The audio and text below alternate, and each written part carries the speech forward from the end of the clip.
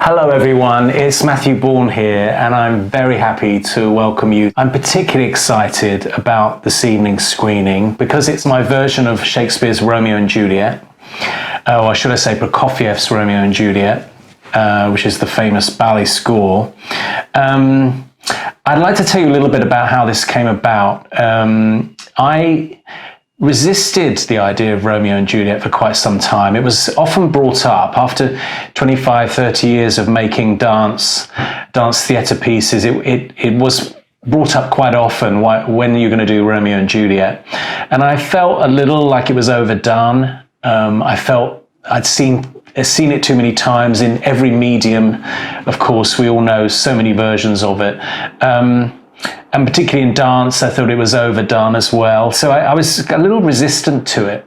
But in conversations that I was having with my team, we came up with the idea of casting it very young and making it very much about young people, which sounds sort of obvious in a way, but of course it's often not done in that way. Going along with that, we thought maybe we would go on a search for young talent to join the company, to be part of this production, as well as creating opportunities for the bigger roles in the piece for some of the younger members of my company that I was currently developing. So it all became a lot more exciting to me with this scenario.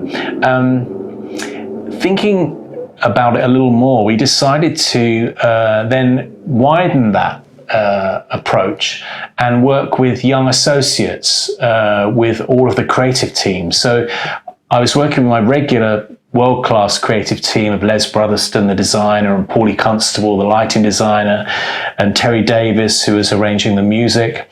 And we all found young associates to work with, and I worked with a young associate choreographer called Ariel Smith, who's a young female choreographer just starting out, who I think is very talented and has a wonderful future in our business. Les Brotherston worked with a young associate designer. We had a young associate lighting designer, as well as a associate conductor, arranger. Every aspect of the production we tried to work alongside young people. So it's very much about young people and coming from young people's ideas.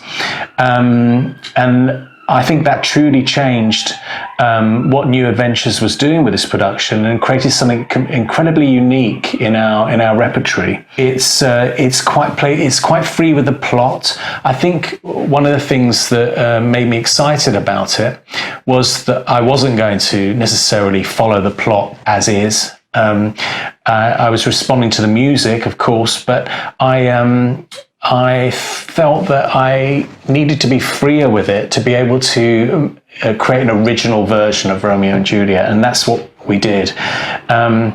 It touches on subject matter of abuse, gun crime, knife crime, mental health issues, lots of things that are concerning for young people today. But also, of course, it captures that feeling of first love and infatuation. And one of the things that people often mention when they see the piece is it doesn't contain the longest kiss probably in the history of dance or theatre, so look out for that. And I think that's very true of young people. When they kiss, it's not a quick peck on the cheek, it goes on for quite some time. I'm very proud that after 30 years of running a company, that we're still shaking things up a bit.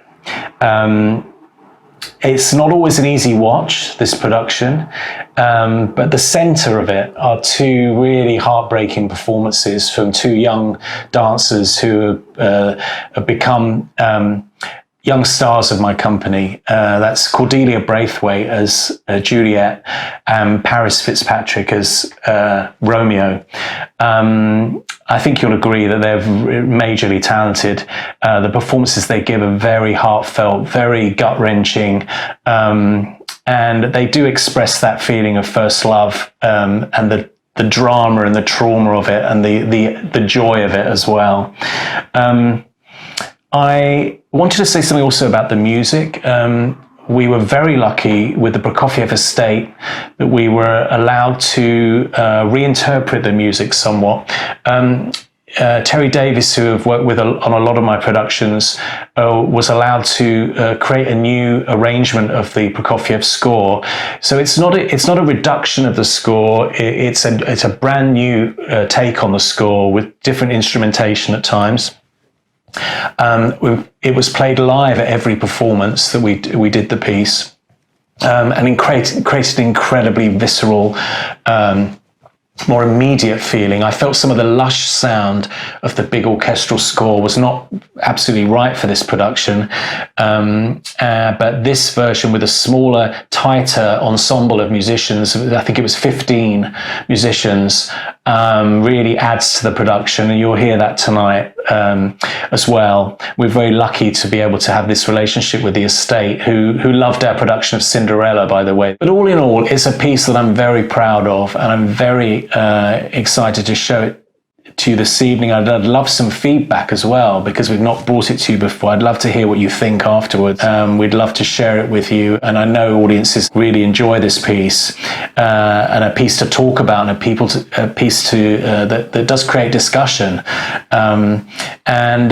So sit back and get ready for a sort of gut-wrenching, emotional experience with New Adventures, Romeo and Juliet. And I'll see you next time. Stay safe, everyone.